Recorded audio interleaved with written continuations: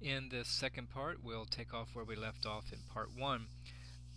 We notice in this sentence we have, or in this short paragraph, we have a man who was found walking on Interstate 66 yesterday with his dog was yelling at police officers. The man, who was about 30 years old, was taken to police headquarters in Prince William County. And in the first sentence we see we have a restricted adjective clause because we don't know the man that we're talking about. There's no name here. So we need a little bit of information to know who we are talking about. And that restricted adjective clause gives us that information. But in the second sentence, we know the man we are referring to, even though we still don't have a name. So therefore we have the man, comma, who was about 30 years old, comma, was taken to police headquarters in Prince William County. And what you'll see is this is an unrestricted adjective clause, which means you could take it out and the sentence would still make sense. You would have the man was taken to police headquarters in Prince William County, and you know the person we're talking about. But the additional information, who was about 30 years old, can be left out without harming the sentence. Well, let's go on to unrestricted adjective clauses. An unrestricted adjective clause refers to a noun or an independent clause.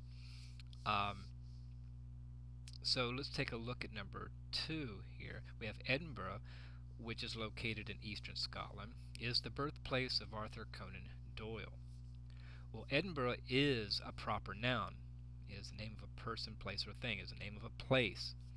So we have a comma after Edinburgh, and we also have a comma after Scotland.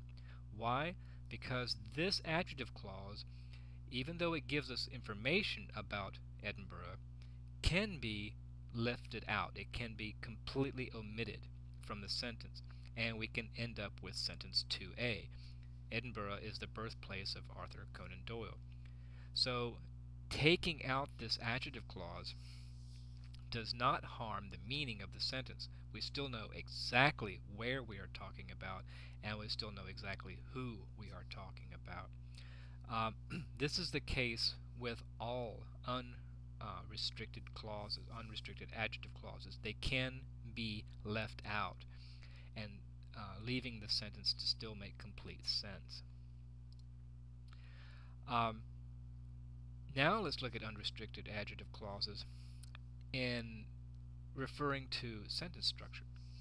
Look at number 3. The students handed in the homework on time. Now that is an independent clause, which means it is a complete sentence. But we have a comma after time because we're going to add an additional comment. Not a comment about a noun, but a comment about the entire meaning of the sentence. So we have the students handed in the homework on time, comma, which pleased the teacher. This is another example of an unrestricted adjective clause. But it does not, this adjective clause does not refer to a noun. It refers to the entire sentence or independent clause that came before it. It's an additional comment. Yes, you could leave it out, but we put it in this case just to give some additional information.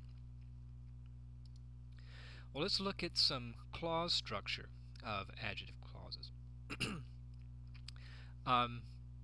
As we have said before, adjective clauses need a relative pronoun and, of course, a verb.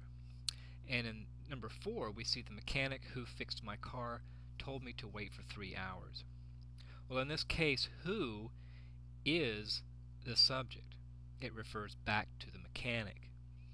Fixed is the verb, and my car, of course, is the object. So the noun, or the subject here, is who.